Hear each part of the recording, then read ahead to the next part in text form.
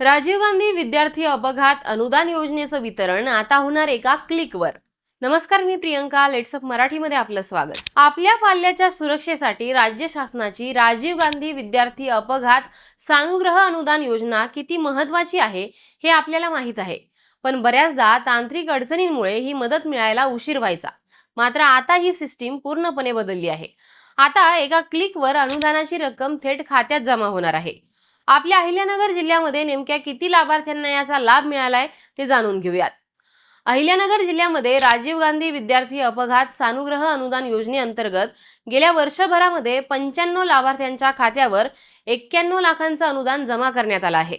जिल्हाधिकारी डॉक्टर पंकज आशिया व जिल्हा परिषदेचे मुख्य कार्यकारी अधिकारी आनंद भंडारी यांच्या मार्गदर्शनाखाली शिक्षणाधिकारी यांच्या मार्फत ही योजना राबवली जाते।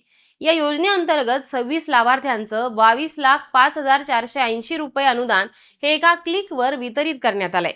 अहिल्यानगर जिल्ह्यामध्ये राजीव गांधी विद्यार्थी अपघात सानुग्रह अनुदान योजना ही शासनाच्या 21 जून 2022 च्या सुधारित निर्णयानुसार राबवली जाते। सुधारित शासन निर्णयानुसार इयत्ता 1ली ते 12वी पर्यंत सर्व व्यवस्थापन व सर्व माध्यमांच्या शाळांसाठी ही योजना लागू आहे।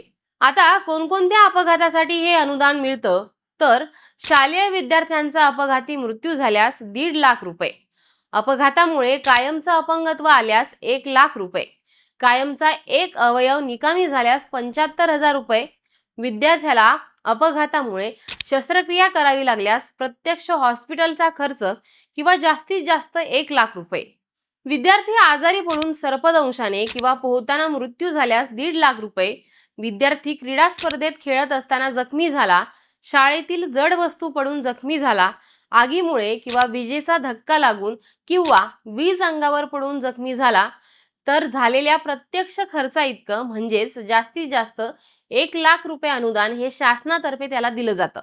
अहिल्यानगर जिल्ह्यामध्ये शैक्षणिक वर्ष 2025 आणि 2026 या वर्षात 95 लाभार्थ्यांच्या खात्यावर 91,43,850 रुपये अनुदान हे वर्ग करण्यात आले। तसेच 20 पात्र लाभार्थ्यांची 20,47,000 रुपये अनुदानाची मागणी देखील शासनाकडे करण्यात आली आहे। ही माहिती तुम्हाला नेमकी कशी वाटली याबाबत आम्हाला कमेंट करून सांगा आणि पाहत राहा लेट्स अप मराठी।